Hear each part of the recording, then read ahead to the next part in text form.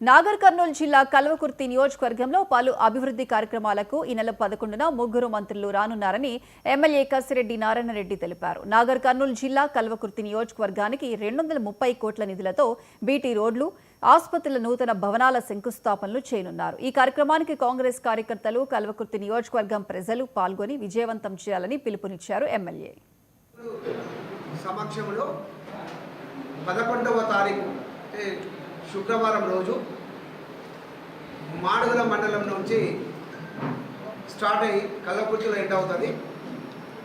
మాడుగుల మండలంలో అక్కడ 30 bedded hospital ఉన్నది, శాంక్షన్ చేసింది కాంగ్రెస్ ప్రభుత్వం. దానికి ఫౌండేషన్, అదేవిధంగా 220 మందికి మాడుగుల మండలానికి సంబంధించినటువంటి కళ్యాణ లక్ష్మి చెక్స్ అందజేస్తారు గౌరవ మంత్రివర్యులు. అదేవిధంగా కోనాపూర్ నుంచి మాడుగుల, అదేవిధంగా మాడుగుల నుంచి దేవరకొండకు 2 రోడ్లు 70 కోట్ల రూపాయలతోటి డబల్ రోడ్స్ శాంక్షన్ అయినాయి. Tender process అయిపోయినది.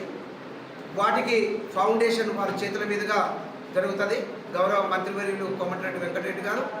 అదేవిధంగా 11వ తారీఖు నాడు శుక్రవారం రోజు 10 గంటలకు స్టార్ట్ అయ్యే ఈ కార్యక్రమం 2:30కు కంప్లీట్ అవుతుంది. ఇందులో 230 కోట్ల రూపాయల అభివృద్ధి కార్యక్రమాలకు ముగ్గురు మంత్రులు ఎంపీ గారు.